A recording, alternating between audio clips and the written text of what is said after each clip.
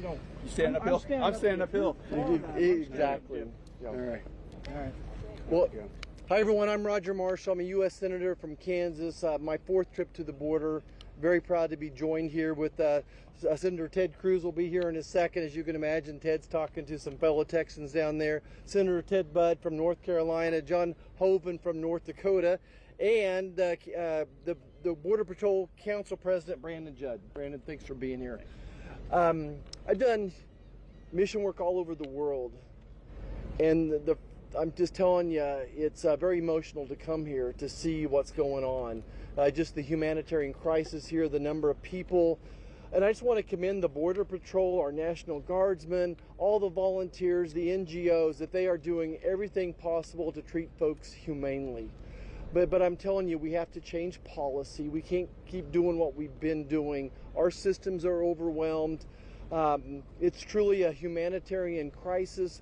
This particular area, it sounds like they've treated, they've seen over, I'm a doctor, so I feel like I want to go treat all these people. They say 10% of them show up with some type of an illness or an injury, but they do an intake of over 1,000 people a day here.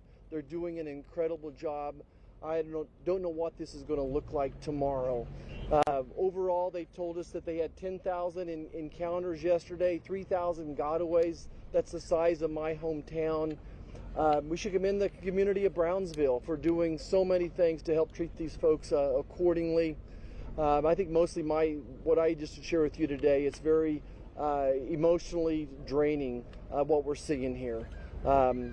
But the nation needs to see this. This is why President Biden needs to come and look one of these camps in the eyes and see for himself the tragedy that's ongoing here. So thank you for joining us. Senator Cruz is here. We are witnessing an absolute travesty unfolding on our southern border. On Monday, we apprehended over 10,000 people on the border, the highest level in history. On Tuesday, we apprehended over 10,000 people on the border, again, the highest level in history. There are right now, where we're standing, more than 22,000 people camped just south of the border, getting ready to come across. Just in this location, in less than a month, we've had over 35,000 Venezuelans cross illegally just right here, not counting the whole rest of the border. Every day, just right here, they're encountering 90 to 100 Chinese nationals. Now, for anyone that doesn't have their globe nearby, China is not immediately to the south of the United States. But 90 to 100 a day are crossing illegally on this border, being smuggled in by Mexican drug cartels. And I have to say, I am angry. Because this is deliberate. This is a decision that was made by President Joe Biden and Kamala Harris and congressional Democrats to open up the border to what is nothing less than an invasion. Ask yourself, why is President Biden not here? Why is Kamala Harris not here? Why is Elizabeth Warren not here? Why is AOC? She still owns the white pantsuit. Why is she not here with her head buried in her hands? Because they don't give a damn about the dead bodies. 6 weeks ago, I asked Secretary Mayorkas how many migrants died in the past year crossing illegally. He said, I don't know. The number's 853. But he can't be bothered to worry about that. I asked him how many women have been sexually assaulted in the last year by human traffickers. He said, I don't know, because the administration can't be bothered by that. I asked how many children have been physically and sexually assaulted. Again, I don't know. We're witnessing modern-day slavery. And maddeningly, what the Biden administration has decided is they want more. Title 42 is expiring today, and you know what happens tomorrow? Those numbers go up. This is an invasion, and they want the numbers to go up. Let me say to the men and women from the Border Patrol, who are heroes, they are extraordinary heroes, and we're down here to tell them thank you, to tell them we love you, to tell them we got your back. even as your political superiors are making it impossible for you to do your job. The Biden administration is really proud now that they have apps on their phone, that when someone crosses illegally, they can fill out an application in 2 minutes. This is the Amazon version of illegal immigration. They're going to make it fast and deliver them anywhere in the country. We've seen 6.5 million people cross illegally since Joe Biden became president, and the administration wants 6.5 million to be 10 million, to be 12 million, to be 15 million, to be 20 million. And the body bags that pile up, they can't be bothered to worry about. I'll tell you, the great state of Texas is on the front lines. The volume is overwhelming. It's got to stop. John Hoven, North Dakota. Over the last 2 years, I would say, I've been to McAllen, I've been to Del Rio, I've been to Eagle Pass, I've been to El Paso, I've been on the other side of the border to Mexico, Guatemala, Colombia, Ecuador, here. And what I see each time I go is more people coming illegally. What's happening is our ability to process them is just getting faster. We're processing more and more, but it's just more and more people coming illegally. And they're being released into the country with a notice to appear, an OPER, for, I guess, a hearing in maybe 5 years. And that's a preliminary hearing. So essentially they're being admitted into the country. And we're just processing them faster and faster and faster. And when I first went to Del Rio, I think they said, oh, there's something like people coming from illegally from 50 different countries. And then by the time I got to El Paso, it was from 100 different countries. And it's not just people coming illegally. The drugs. Look at all the drugs, the fentanyl, the drugs affecting every state in the nation. Every state in the nation. How about human trafficking? So it's not just people coming here illegally, it's drugs, it's human trafficking. And we just process them faster and faster and more. When I was in Central and South America, the message is come. Come, you might have to wait for a little bit, but eventually you'll get in. We just learned that we can only return 500 a day to Mexico. So you return 500 today, 1,000 come across the next day. You return 500, 2,000 come the next day. Well, you can figure that out. They just all eventually come in. And they all have a cell phone now. So what's the first thing they do? They call back to people in their country, and people waiting on the other side said, yes, I'm in here now, so you come on up. And the cartels are getting rich. Think of the misery that they're exacting on all these people. And they're getting rich doing it. And this could change. This could change immediately. When you listen to Secretary Mayorkas, he gives you this long spiel about how the border's secure. Well, obviously it's not secure. Last year, 2.5 million came across, and we're at a rate to exceed that. And of course, when Title 42 goes off, it will increase even more. But the reality is, with a change in policy, the CBP professionals, the Border Patrol professionals could stop this. They could stop this. If we truly enforced remain in Mexico and third safe country, and we enforced it as we did under the prior administration, we could stop this. Every American needs to say to the Biden administration, you were elected to enforce the law. Enforce the law. Enforce the law. That message needs to be heard across this country. And with those changes in policy, remain in Mexico, third safe country, we could stop this. Because people on the other, coming from all these different countries would understand, no, if they want an asylum claim, they have to apply from outside the country. They have to follow the law. I'm Senator Ted Budd from North Carolina. We know that if we want a strong country, then we have to have strong borders. And I've been to multiple sections of this border over multiple years. I've seen these crises, and this is truly a humanitarian crisis. We just witnessed folks being transported all around the country. I visited with Customs and Border Patrol agents, law enforcement. We have paramedics here, people from the city of Brownsville. I just want to say thank you to all of them that are trying to do the right thing, that are trying to save lives down here. But I want to address Joe Biden, and I lay this problem at his feet. This used to be a bipartisan issue, but in the last several years, he's politicized it. He's let this issue lay dormant. It's gotten worse and worse. He's had 2.5 years to prepare for this issue. And on January 20th of 2021, the yellow diesel equipment, the concrete, the steel that was being set up to give our law enforcement a chance, to defend our borders, to protect our borders, all that lay still. And it's laying there now. What we need to do is pass the bill. The first thing I did when I got to the Senate just a few months ago was to file a bill. It's Build the Wall Now Act.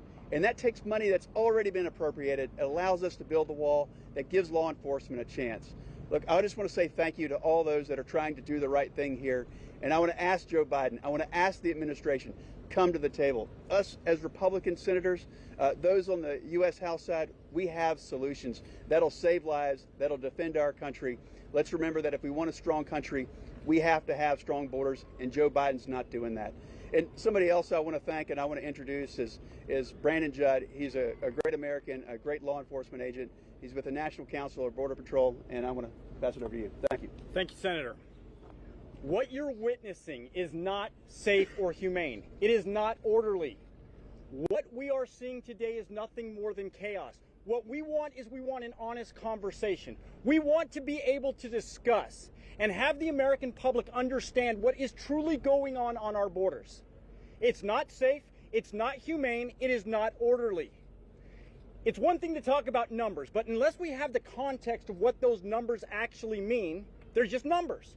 10,000 apprehensions means that we have a station that we just had 44 agents show up for muster. Only 4 deployed to the field to patrol the border. 4. 40 of those agents are doing administrative work. That means the cartel owns that area. The cartels can get anything that they want through that area. Cartels understand the business of illegal immigration. They look to create opportunities. They understand that all they have to do is flood one area, pull resources out of the field. Now they can bring their fentanyl into the United States. It shouldn't be a surprise that we have 70,000 Americans that are dying every year of fentanyl poisoning. And that could end. But it can't end if we're dealing with what we're dealing now. And it is not humane. Numbers and apprehensions, it's important to discuss them, but we have to understand the context. The only thing that we want to do, the only thing that law enforcement wants to do is protect the American people. We put that uniform on, hoping to be able to do our jobs, hoping to be able to protect our fellow Americans, and we can't. And we're demoralized. Border Patrol agents right now are fed up with President Joe Biden. They're tired of the rhetoric. They're tired of Secretary Mayorkas getting up there and saying, give us time, we have a plan. That's not a plan. They knew this was coming. I spoke with the transition team when Joe Biden was announced the President of the United States, when he won the election. I spoke with the transition team. I told them what was going to happen. They knew what was going to happen. They did nothing. I spoke with Secretary Mayorkas prior to his confirmation hearing. I told him what needed to happen. I even stayed within the parameters of Joe Biden. I did not ask them to stick with the Trump policies. I told them what they could do that were within Biden's parameters. They refused, and that's the chaos that we now have. That's an honest conversation. And until we have the honest conversation, until we talk about the context of the apprehensions, what does that mean? Every single time we apprehend 10,000 people, that means we're only deploying 20% of our resources to the field in certain areas. It could be as low as 10%, and in some areas, 5%. That's a problem. But border-wide, 10% when we have 10,000 apprehensions. That means the cartels own our borders. That's an issue for the American people. It can be fixed. It needs to be fixed. We know how to fix it. There just isn't the political will to do it. Thank you. Thank you, everybody. Appreciate it. Thank you. Thanks. I just want to make a closing comment here, if I could. As a physician, I took an oath to heal the sick. and I certainly want us to do our part. But then, as an officer in the military, now as a senator, I've taken an oath to defend this country and to make sure she's safe. Right now, the number one most immediate threat to our national security is this open border. And that's why I've called on the House to impeach Secretary Mayorkas. He's derelict in his duties. I'm calling on Joe Biden to come see this problem for himself. We can solve this problem. And I want to bring Brandon back up here 1 second. Brandon, if you could tell Joe Biden there's one thing that we need to do. Do you need more troops? Do you need more technology? What do you need to do for us to secure this border? The American public should not shoulder this burden. We do not need more resources. We don't need more technology. We don't need more infrastructure. We have to have policy. We have to go back to the rule of law. If we have policy, we can secure the border tomorrow. He won't give it to us. That's exactly right. Yep. Thank you. Thank you. Do we have time for questions? Let's do some questions. Here, Okay, we'll do a couple. Yeah, we'll do a few questions. Yeah, all right, we'll do some questions. Okay, go ahead. Senator Marshall, you just witnessed, you got a case of the humanitarian crisis here at the border. What is your state, in particular, your district area? What will you do after this to help aid border towns like this one? Yeah, I think that Kansas has always shouldered their fair share of the responsibility. Going back to the Vietnam War, we've invited thousands of people into Kansas. A lot of the NGOs here are connected to people back in Kansas as well. But I'm telling you, we're all overwhelmed right now. This is unsustainable. Senator Marshall, how many people did you see back there when you were touring? John, you want to take it? Well, I think yesterday they had something like 3,300 come across, and that's before, the change in policy. Title 42, of course, expires tonight. So we're understanding that could easily double after Title 42 expires. And so that's the point we're making. You've got to change policy. They're already overwhelmed. You've already got a border crisis. So we've got to see a change in policy. And that was the question put to Brandon Judd. The CBP and Border Patrol, they could get control of this right now.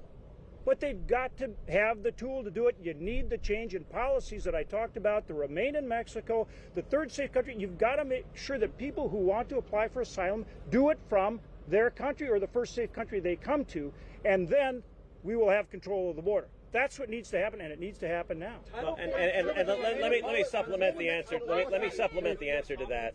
Let me supplement the answer to that, which is we saw back there a couple of hundred people that were sitting there being processed.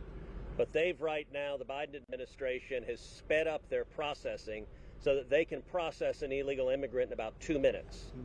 They are sending 40 or more buses a day, full buses, full of illegal immigrants, to detention facilities. So as fast as they scan them in, they pull out a phone, they scan their documents, they take whatever they say, name, age, what country you're from, and boom, they put them on a bus and send them to facilities. To give you a sense, the facilities here can hold roughly 4,600 people. Yesterday they had 7,000. So you know what they did? They had to release hundreds of people, just release them into the communities.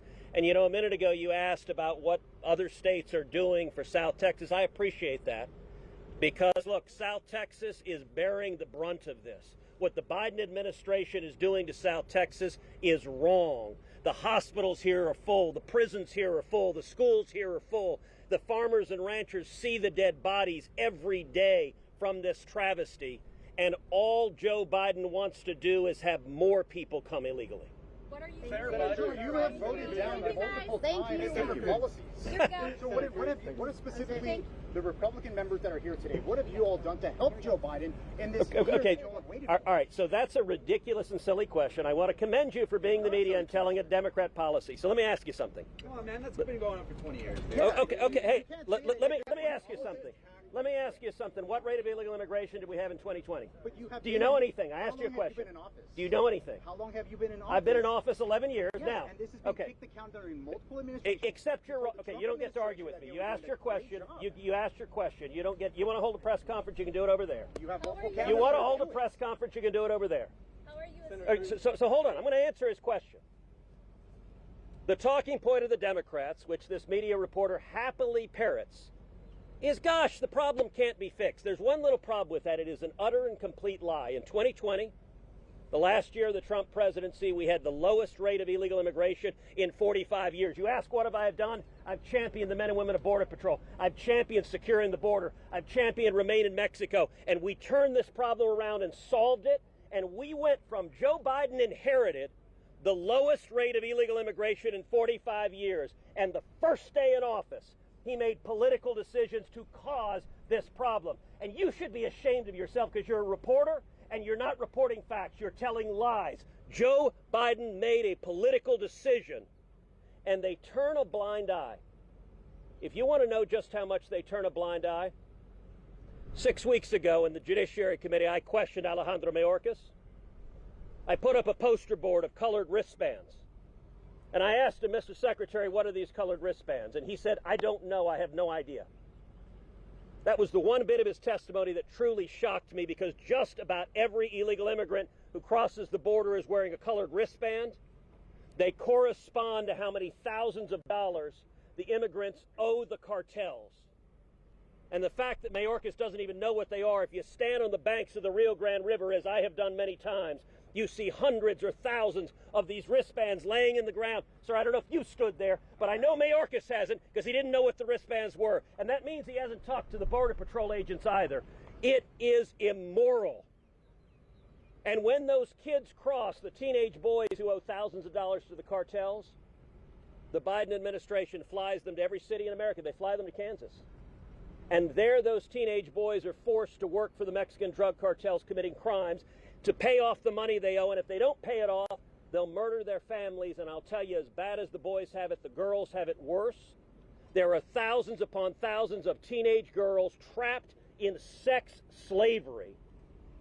And yet, for those of you in the media who don't report on that, you should be ashamed. This is evil. And the reason you don't see any Democrats here is they can't defend this. They're counting on the press not to cover it. It's wrong. Thank you. Thank you very much. Senator Cruz, the El Paso shooter called it an invasion. I have a question for the reporter. Is there available?